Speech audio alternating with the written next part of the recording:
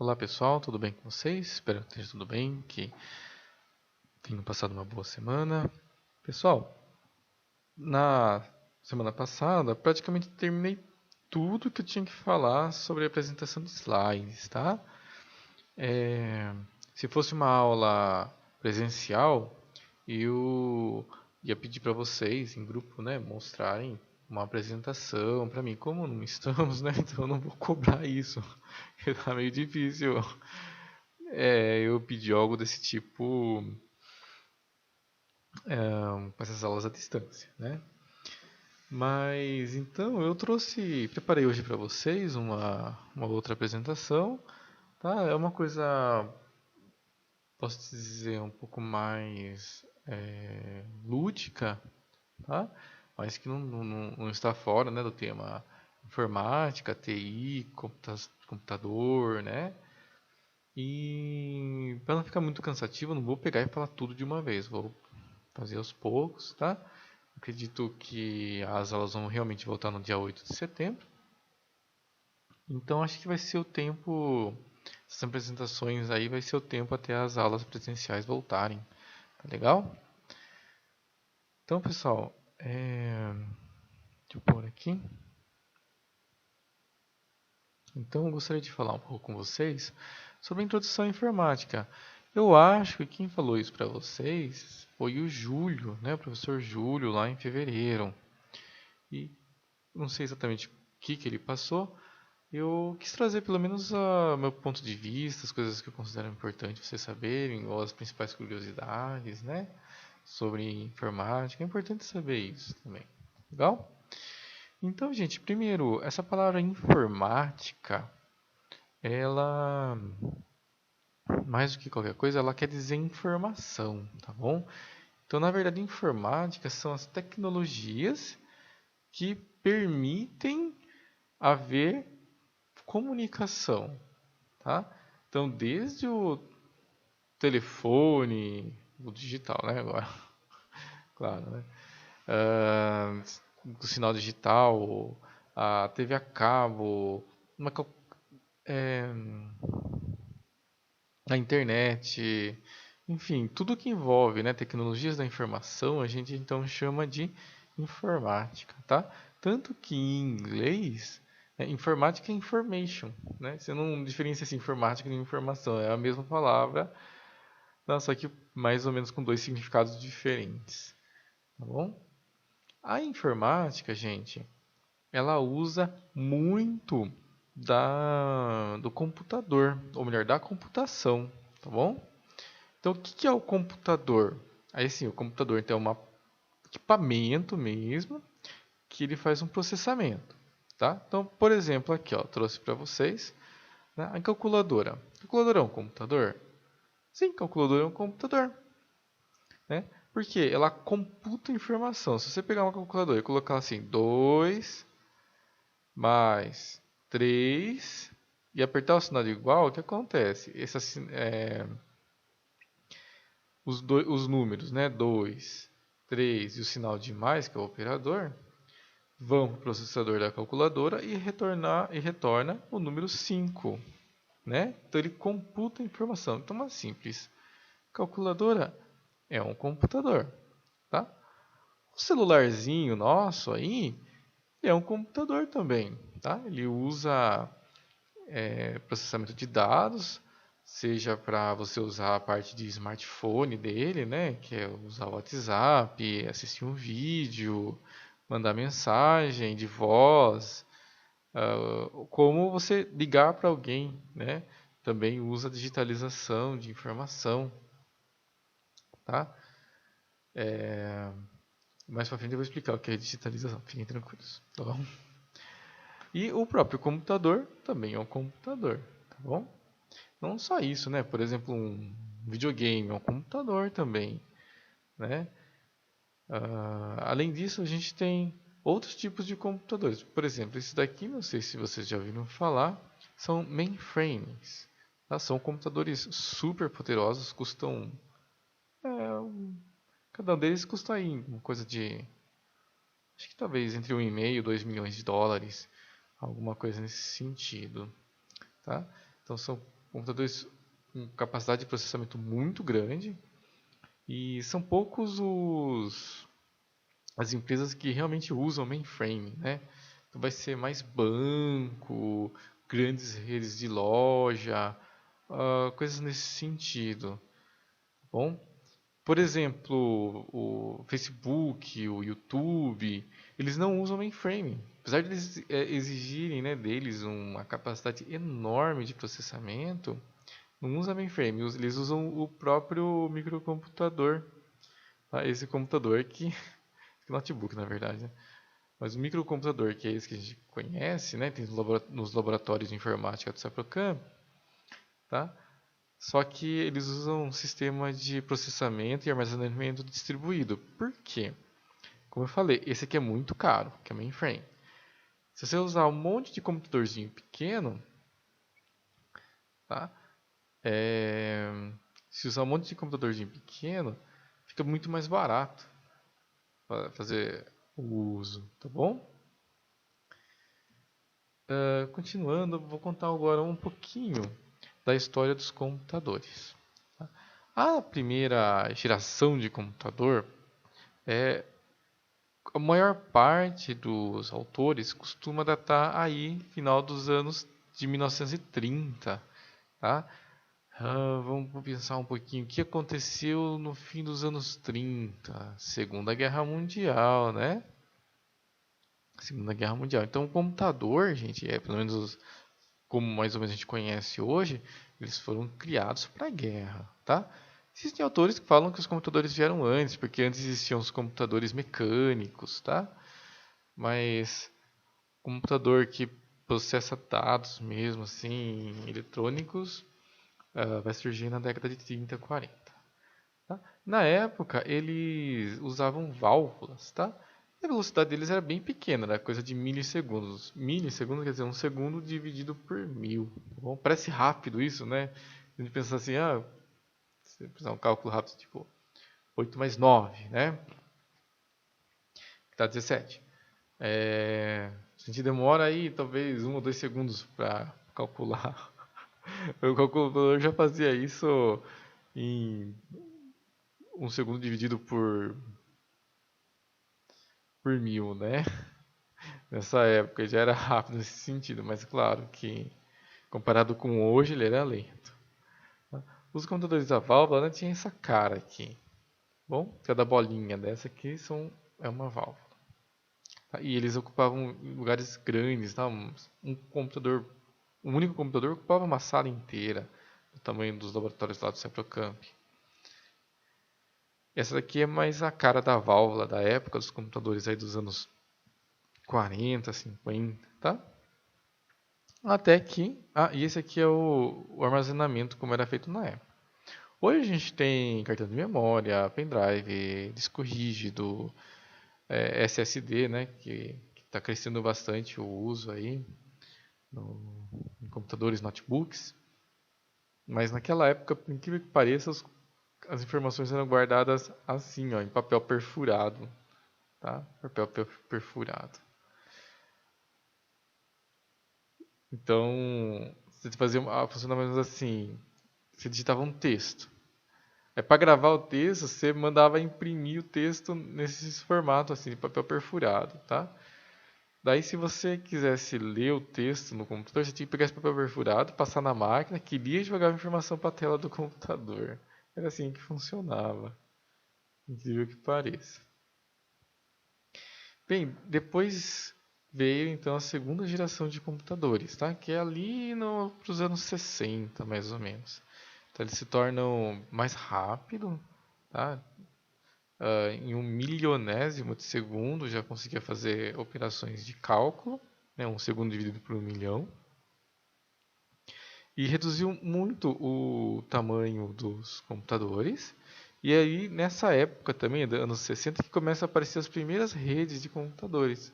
Olha só, a gente pensa em computador hoje em dia, já pensa, tá ligado na internet, alguma coisa assim, né? E até o fim dos anos 50 aí, não existia isso. O computador era pegar a informação aqui do papel picado, né? E levar de um lugar para o outro carregando os bolos de papel, né? não existia ainda rede. E surge então o microprocessador, tá? Que, que eram baseados no silício, tá? O que é o silício, né? Aliás, que é o silício não. Baseado no silício, tanto que eu trouxe aqui essa imagem para vocês, só de curiosidade, né? Isso aqui é uma parte do estado de São Francisco, nos Estados Unidos, é conhecido como Vale do Silício, que toda essa região é muito cheia de empresas ligadas à área de TI. E é uma região muito, mas muito rica. Só para vocês terem uma ideia, o produto interno bruto do estado da Califórnia é maior que o PIB do Brasil inteiro. Só para vocês terem uma ideia disso. É... E aí essas empresas, né, de tecnologia, elas fazem muito uso do silício dos microprocessadores, por isso que essa região é conhecida como Vale do Silício. Talvez vocês tenham ouvido falar isso, talvez não, mas é interessante saber. Mas se não ouviram falar, com certeza vão ouvir falar mais cedo ou mais tarde. Tá? Esse aqui é o primeiro microprocessador baseado no silício, como eu falei, tá?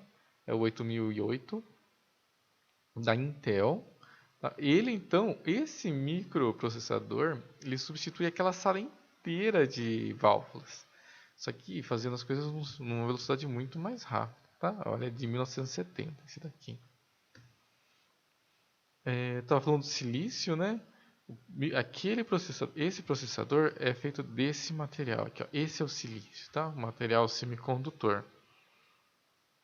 Ele é um dos elementos que está mais presente na crosta terrestre, tá? É muito comum. Por quê? Você encontra silício na areia, por exemplo, tá? Consequência na terra também. Bom, no cimento, por exemplo, é muito silício no cimento. Basicamente, a maior parte da massa do cimento é areia, é silício. E aqui eu trouxe um cristal de quartzo, que também é composto de silício. Tá? Muito silício aqui nele e outros elementos também. Por consequência, né, por exemplo, o vidro é feito de areia. Então, o vidro também tem muito, é composto principalmente de silício. Tá? O silicone, sabe aquela cola de silicone ou silicone que faz preenchimento de mamas, das mamas, né, alguma coisa nesse sentido? O silicone vem de silício também. O silicone é feito de cristal de quartzo aqui, ó. Tá bom? Só essa é uma curiosidade para vocês. Tá? Continuando, então vem a terceira geração, que é lá para a década de 1970. Tá bom? O que começa a acontecer aí? Olha só, começam a surgir as memórias em filme de fita magnética. Quem tem aí minha idade, eu tenho 38 anos, né? Quem tem da minha idade, um pouquinho menos talvez, uns 30 para cima, né? Vai com certeza lembrar muito das fitas magnéticas. Tinha as fitas cassete, né, para ouvir músicas, fitas não é cassete, é VHS, né, para assistir filme, né, tudo filme magnético. Então, na verdade, as fitas magnéticas, elas surgem primeiro gravar música, né, e depois para armazenar informação também. Tá bom? Os computadores vão diminuindo de tamanho. Ó, a velocidade de um processamento, né? Você lembra aquele 8 mais 9 que eu falei? Ele consegue resolver isso em 1 bilionésimo de segundo. Um segundo dividido por 1 bilhão. É muito mais rápido, tá? Mas claro que comparado hoje em dia ainda era devagar. E também começa a surgir processamentos compartilhados, tá?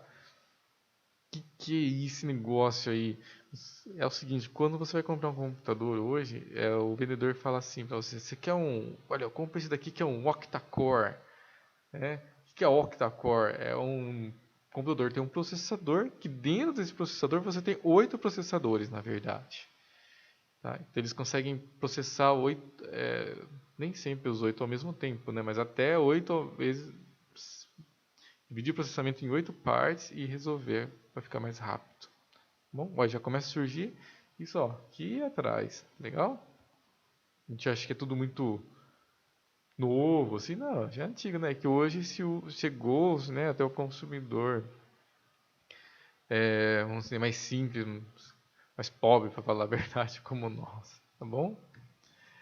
Nessa época, então, em 1970, os computadores tinham mais ou menos essa cara aqui que a gente está vendo, ó. Os armazenamentos são nas fitas magnéticas aqui, tá bom? E já não é mais a sala inteira ocupada, né? Já é um espaço um pouco menor, mas claro, né? Grandão ainda, não chegava perto do tamanho que é hoje, que é bem pequenininho. Ah, e esse processador aqui, esse computador, um celularzinho simples, pequenininho, processa muito mais que essa máquina inteira, tá bom? E aí finalmente vem a quarta geração, que é a geração dos computadores da década de 80, 1980. Tá? São velocidades bem mais rápidas, né? Um cálculo então atinge um trilionésimo de segundo. Tá? E, e também há uma redução muito grande do tamanho dos computadores, tá bom? E é nessa época também que surgem então os computadores pessoais, tá? Que são os microcomputadores, na verdade. Tá?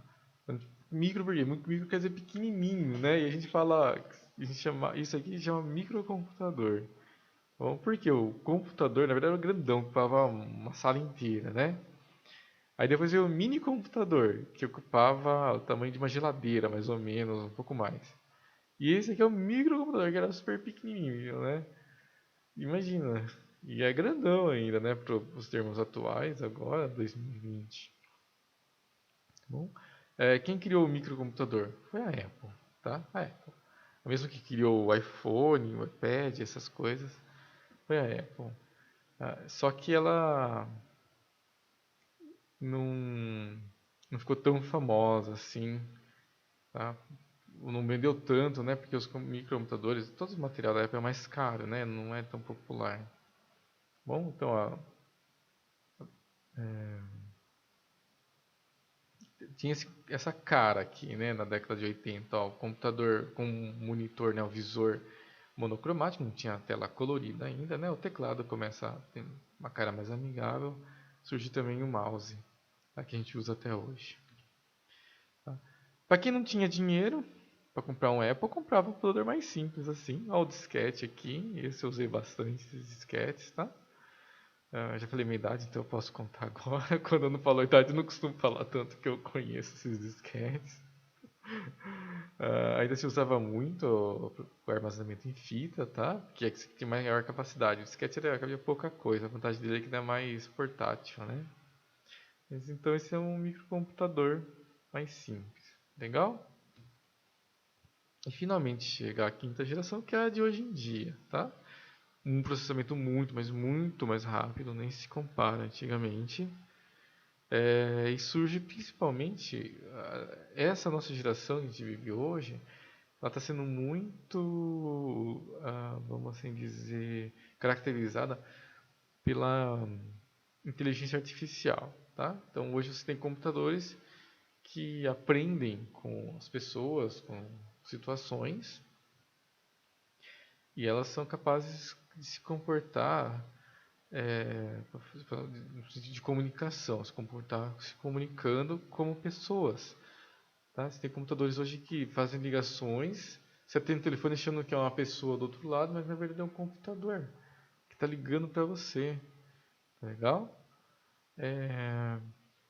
Por um lado é assustador, por outro lado é o avanço da tecnologia, né? Que vai fazendo acontecer. Legal? Especial, né? Essa inteligência artificial, dizem, né, que vai ser muito usada na área da saúde, muito usada, assim, principalmente para dar diagnósticos médicos, algumas coisas nesse sentido, né? Na minha opinião, eu acho que um médico bem treinado, um enfermeiro bem treinado, dedicado, estudado, valeria muito mais, mas, né, uh, os cientistas, as empresas, assim, não veem dessa forma também, eles querem também ganhar dinheiro com isso, tá bom? Assim vai. Talvez seja uma coisa depois de terminar o curso, talvez, interessante de vocês até lerem, estudarem, por curiosidade. Bom, quase acabando, tá, gente? Uma coisa também que é bem característica dos tempos atuais é a chegada da fibra ótica, tá? Fibra ótica tem essa cara. A característica principal dela, né, é que a transmissão de informações não é mais é, por corrente elétrica, tá? É por luz. Então a luz ela corre por dentro desses fiozinhos de vidro aqui e não conseguem sair pela borda, tá? Só sai quando encontra realmente o fim do cabo, aí que começa a brilhar a pontinha ali, tá bom? E assim, de longe, a fibra ótica ela dá uma velocidade muito maior de transmissão de dados, tá bom? Então hoje está sendo quase tudo fibra ótica. Ela é muito vantajosa, claro, para longas distâncias. Para curtas distâncias, por exemplo, a rede da sua casa. Não faz sentido você montar uma rede de fibra ótica na sua casa, né? Mas daí a hora que sai lá para fora da sua casa, vai lá para o poste, aí é mais vantajoso você ter fibra ótica, tá? Para usar a internet. Isso aqui é só uma imagem, já não está lá muito atualizada, mas eu não consegui achar mais nova. Esses fios, esse é o mapa mundi, né? Essas linhas vermelhas são cabos de fibra ótica, tá? Ao contrário de que a grande maioria das pessoas pensa, a informação, os dados são transmitidos hoje por todo o mundo quase que exclusivamente por fibra ótica, tá? A grande maioria das pessoas pensa que é por satélite, quando você tem que mandar informação de um país para o outro, que vai por satélite, né? Não, não é por satélite. É por fibra ótica. Bom, fibra ótica. São cabos submarinos, né? Que os navios jogam assim no fundo do mar. Claro, você tem que fazer um mapeamento do fundo do mar para saber onde você pode passar. Se quebrar, tem que ter condições dos mergulhadores irem lá e passar para emendar, né? Então não é tão simples assim, né? Mas é quase tudo por cabo de fibra ótica. E assim, só uma curiosidade, se vocês perceberem, né?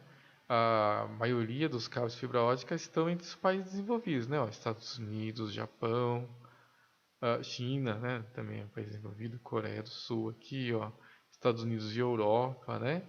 Aí países já mais ou menos desenvolvidos, tipo o Brasil, aqui ó, já é um pouco menos, né? E países pouco desenvolvidos, como a África, né? Olha, são bem menos cabos passando por aqui. Bom, uma curiosidade isso. Então, pessoal, por enquanto vou parar por aqui. Se surgir alguma dúvida sobre isso aqui, sobre esse assunto, mesmo não seja uma dúvida de curiosidade, tá, gente? Não precisa ter medo, não. Pode mandar para mim, pode postar lá no. Pode mandar por e-mail, pode colocar no mural. Fiquem à vontade. Legal? Espero que vocês tenham gostado. Não se esqueçam de responder o formulário a respeito da aula. E é isso, pessoal. Um bom fim de semana para vocês. Forte abraço. Fiquem com Deus e